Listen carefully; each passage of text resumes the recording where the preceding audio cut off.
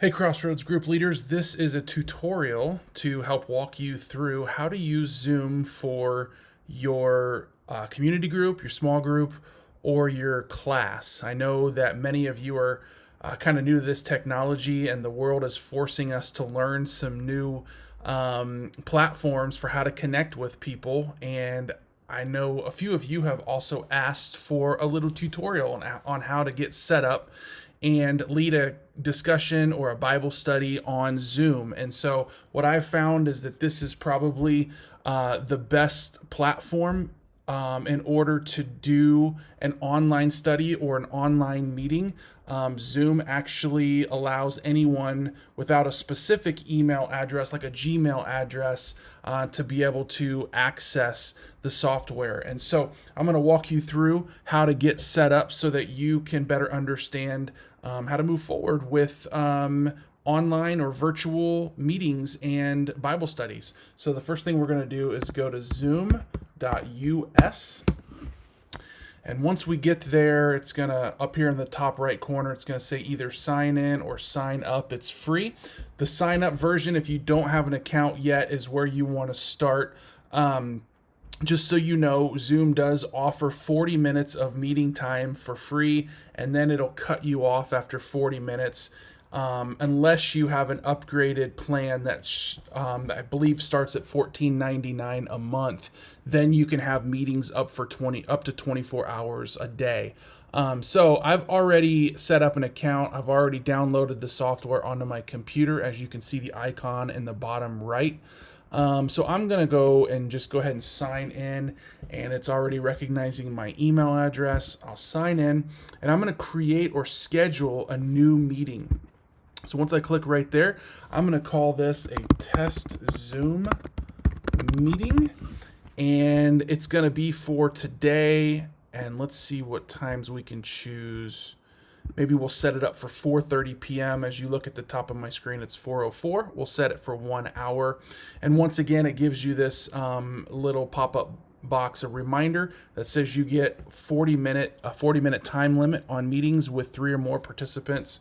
Upgrade to enjoy unlimited group meetings. This will allow you to have up to 100 people in your meeting, so don't feel like if you have 10 or 15 people, that will be too many for the free edition of, or the free plan of Zoom. And so I'm going to make sure that this is not a recurring meeting, so we'll keep that unchecked. And then we'll have it generate automatically a meeting ID, my personal ID. Once you get an account set up, this ID should stay the same every time you have a meeting. We're not going to require a meeting password. Most of you guys, since you're doing Bible studies or just checking in with each other, probably don't want to create a password and make that an obstacle for people to have to jump through in order to get into your meeting. My guess is there's not many hackers trying to sabotage one of your Bible studies online. So the video, the host will be on, the participant will be on, audio will do both telephone and computer.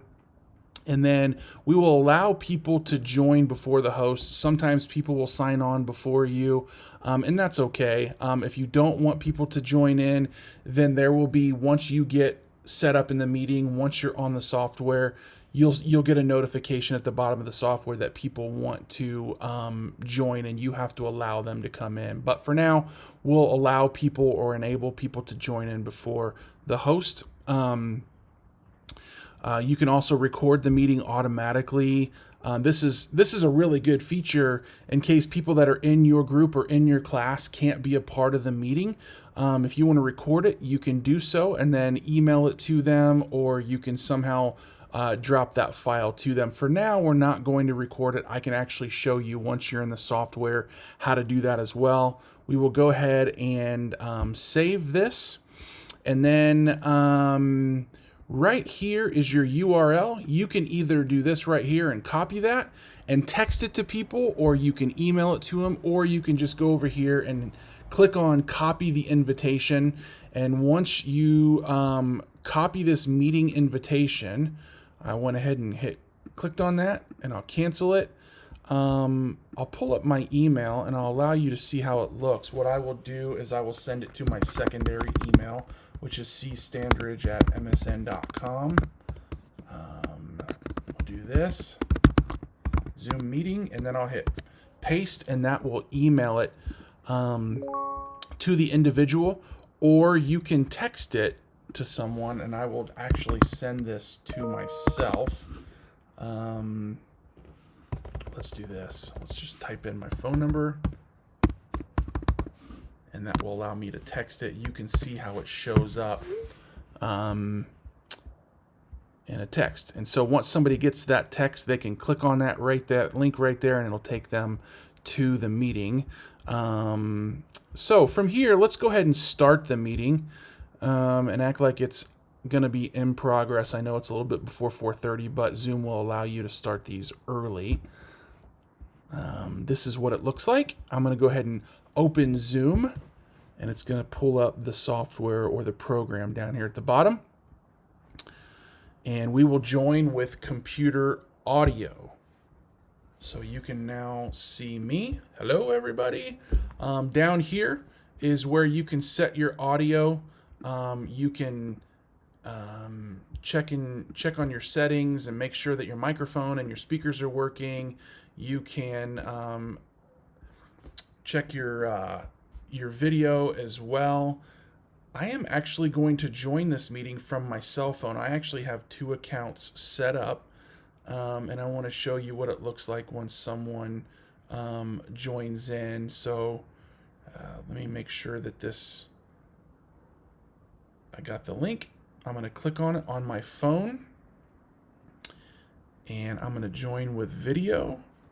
And so once I hit join on my phone, down here at the bottom where it says manage participants, it says Chris Standridge has entered the waiting room for this meeting. And so I'm going to go ahead and admit, and you should see both of us here in just a moment.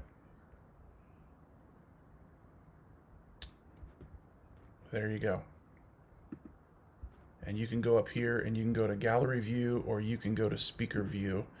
I'm gonna exit out of this meeting because I want to make sure there's not a bunch of microphone feedback.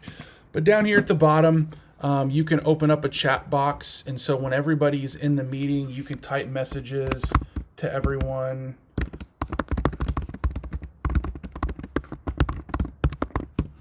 You can put links in there as well, and everybody can see it.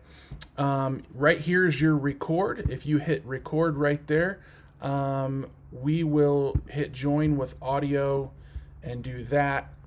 You are now using the computer audio. You're recording that. I'm going to go ahead and hit stop just for the sake of this tutorial. You can also share your screen, which I think is really a cool feature. So if I click this green share screen button, it will give me a whole list of different thumbnails that I can share. These are all screens that are open on my computer. And so if I want someone to be able to see, a Word document, I can double click right there, and that's what everyone will see. That's a document that I was working on earlier today, but I'm going to hit stop share, and that's what everyone will see in your meeting, which is a nice little feature. You can also invite more people here by typing in their email addresses. That's another way. You can copy the invitation right there, copy the URL, and you can invite them as well. And so that's really a good way to get you started. I'm going to end this meeting. Once your meeting is over, you go ahead and hit end, and you as the meeting leader or initiator, you'll want to go ahead and end this meeting for all. Otherwise, other people will just stay in it forever and ever. And so the best way to make sure that everybody is out of the meeting when you're done is to go ahead and click on end meeting for all. And that's really it, folks. It is now converting the video that I was recording, and it's putting it onto my hard drive. But that's really it in a nutshell. It's super simple. Hopefully this helps you. Don't be intimidated by the technology. I've had nothing but positive feedback from everyone that has used it. We've got young and old alike that are using this software, and so I want you to feel at liberty to test it out and to explore it a little bit and consider using it for the summer semester. I think there's going to be a good chance that a lot of our groups are going to have to start online with a Zoom type of software in order for us to meet with people. And so I hope this helps. If you have any questions, don't hesitate to email me at chris.standridge@crossroadswired.com, or you can call or text me at 970-946-5757. Thanks, everybody. And until next time, we'll see you later.